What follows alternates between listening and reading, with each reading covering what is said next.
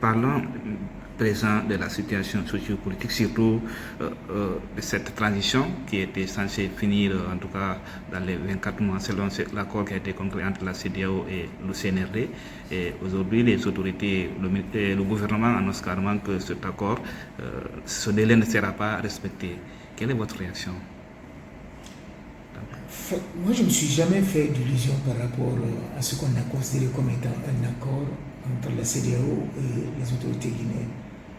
D'autant plus que lorsqu'on tient compte du contexte dans lequel cet accord a été signé, on est en mesure, en tout cas si on garde véritablement sa lucidité, on est en droit de dire que c'était vraiment une sorte de « j'étais moi non plus ». La CEDEAO est coincée depuis longtemps, assez longtemps déjà, et très malheureusement, il n'avait pas d'autre choix que d'aller au minima, et encore que sa position continue à se dégrader. Et puis les autorités voulaient aussi faire en sorte qu'on ait l'impression qu'il y a quelque chose qui est en train de bouger. Et à ce moment précis où on signait cet accord-là, je crois en octobre 2022, on n'était pas non plus dans une détérioration de la situation générale dans la sous-région. Et très malheureusement, la situation a continué à se dégrader avec d'autres couches.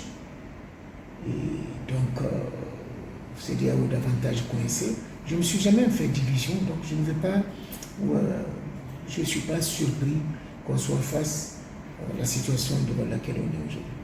Beaucoup estiment aujourd'hui que cette volonté de reporter ou de ne pas respecter cet accord est une volonté manifeste des autorités de la transition de confisquer le pouvoir, et précisément le CNRD.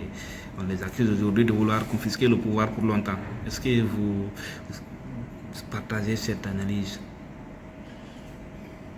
Encore une fois, le problème est beaucoup plus complexe. Cet enjeu de pouvoir prend le dessus sur les enjeux de bonne gouvernance, sur les enjeux de satisfaction des besoins des populations, et sur les enjeux de respect des droits des populations. Pensons que une transition devrait pouvoir nous permettre de poser les problèmes de fond. Quelle réponse, par exemple, apportons-nous à la problématique du chômage des jeunes, à la problématique d'emploi des jeunes, pas en termes de réduction du chômage, je dirais, mais en termes de création de richesse. Faire des jeunes de véritables agents économiques et sociaux qui apportent quelque chose à leur pays et à eux-mêmes. Ça, pour moi, c'est des questions de fond. Comment on fait de manière à ce que nos ressources naturelles soient gérées à l'optimum possible, la meilleure façon possible, que ce ne soit pas vraiment une capture entre une élite et des investisseurs qui viennent faire la prédation de nos richesses. Comment on peut faire en sorte que nous puissions créer les conditions de réel épanouissement des acteurs économiques qui créent la richesse, les ressources, tirer des activités qui relèvent de la recette régalienne de l'État en matière de mobilisation des ressources, que ces activités soient menées dans la transparence et que l'utilisation des fonds profite au pays en termes de développement des infrastructures, en termes de réformes qui permettraient de donner un sens beaucoup plus, je dirais, beaucoup plus efficace, beaucoup plus prospective, beaucoup plus tournée vers le développement à l'école. Et comment on peut faire en sorte que nos paysans cessent de développer leur activité au gré de la nature, au gré de la conjoncture, plutôt, et que les activités agricoles soient effectivement de véritables activités de création de richesses et qu'elles puissent se déployer tout le temps de l'année. Il y a tellement de questions de fond qu'on occulte pour des enjeux politiques que parfois on se demande vraiment comment il faut faire pour s'en sortir. D'autant que ceux qui sont devant, aussi bien en termes de dirigeants qu'en termes de postulants à la direction du pays, et chacun n'est préoccupé que par conserver le pouvoir par rapport aux avantages et aux privilèges que le pouvoir offre. Or, le pouvoir ne s'exerce pas par rapport aux privilèges et aux avantages, même si il les procure. Le pouvoir s'exerce dans l'intérêt des populations, pour améliorer leurs conditions de vie, pour leur assurer aux jeunes un avenir assez prospère, assez décent. Ça s'exerce pour amener la sécurité, pour amener la paix, pour faire respecter la justice. Si on veut cela, il n'y a pas d'autre voie que de faire en sorte que les institutions soient plus fortes que les hommes, quelle que soit leur posture dans la structure étatique, et que les lois en soient les fondements, pas autre chose, et que cela s'impose à tous. Dès lors qu'on arrivera à ce moment-là et qu'on arrivera à cette conscience au niveau du leadership, je pense que la Guinée pourra se faire un chemin. Pour cette, la transition devrait aboutir à l'organisation des élections dans un délai bien déterminé. Et vous dites quoi par rapport à cela? Parce que quand même, nous sommes bientôt dans 2 mois, où je crois on sera à 3 ans depuis que le pouvoir d'Alpha Condé a été évincé par le CNRD. Et aujourd'hui, on ne voit pas le bout du tunnel pour certains. En tout cas, pour ce qui est de l'organisation, le retour à l'ordre constitutionnel. Comment vous observez cela? Écoutez, vous savez, moi j'étais là en 2010. En 2010, je venais de sortir du gouvernement parce que je ne voyais pas de perspective par rapport à la transition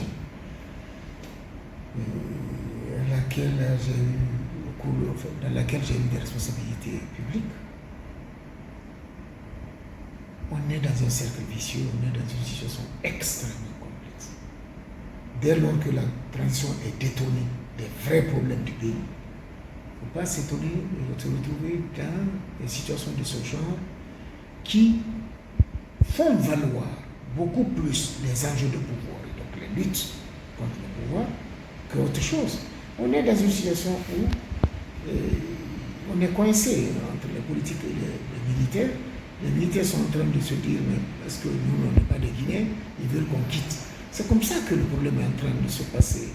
Et puis, ils veulent qu'on quitte pour qu'ils viennent s'asseoir, donc qu'on mette les trucs dans leur bouche. Ce sont ces enjeux de privilèges. Donc, personne n'est capable de garder le cap sur encore l'intérêt de la nation pour qu'on puisse sortir de la situation dans laquelle on est depuis des années, depuis des décennies. Alors, tout à l'heure, vous avez souligné de la détérioration de la situation au niveau de la sous-région, ce qui aujourd'hui, en tout cas, peut changer la donne au niveau de la CEDEAO.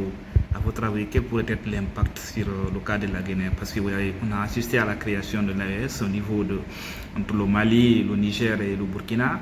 Et aujourd'hui, on a quand même récemment, lors du sommet des chefs d'État de la CEDEAO, les autorités de la transition en Guinée ont été félicitées pour les efforts qu'ils ont réalisés dans le cadre du retour à l'ordre constitutionnel. La CEDEAO est dans une situation extrêmement pathétique. Il faut le comprendre. Et il est vrai que ce n'est pas forcément la responsabilité des autorités de la commission de la CEDEAO, parce qu'ils sont venus vraiment hériter d'une situation totalement inespérée. Les chefs d'État actuels, pour certains, ils ont leur responsabilité dans ce qui est arrivé. Et la CEDEAO n'a aujourd'hui aucune capacité de faire valoir son projet politique. Je pense qu'elle gagnerait à comprendre cela. Je suis sûr qu'elle le comprend. Donc, c'est juste une manière, une fuite en avant, une véritable fuite en avant. La CEDEAO n'a pas de possibilité aujourd'hui. Les États de l'AES sont en train de créer une situation telle qu'elle continue à ridiculiser la CEDEAO, à l'affaiblir davantage. Lorsqu'on pense qu'il y a encore quelques mois ou quelques années, la CEDEAO était sur les grands chevaux en train de punir, de sévir. Et aujourd'hui, elle passe dans la posture de quelqu'un qui est en train de demander, de chercher des soutiens pour aller demander pardon à ces États-là. Mais la Guinée est en train de profiter de ça d'une manière, en tout cas la junte guinéenne, est en train d'exploiter cette situation de faiblesse de la CEDEAO d'une façon extraordinaire, ce qui complique davantage le problème dans notre pays. Parce que la junte regarde moins la CEDEAO que les autres juntes. C'est une solidarité tacite qui se fait, se compare les unes aux autres. Plus ça se radicalise dans ces pays-là et que les gens-là tiennent, ces gens tiennent, plus ça va être compliqué en Guinée.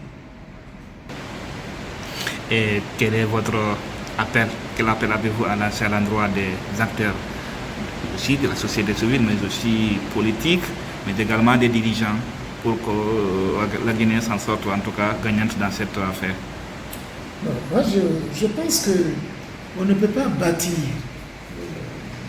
un État en ne respectant pas les institutions et les lois.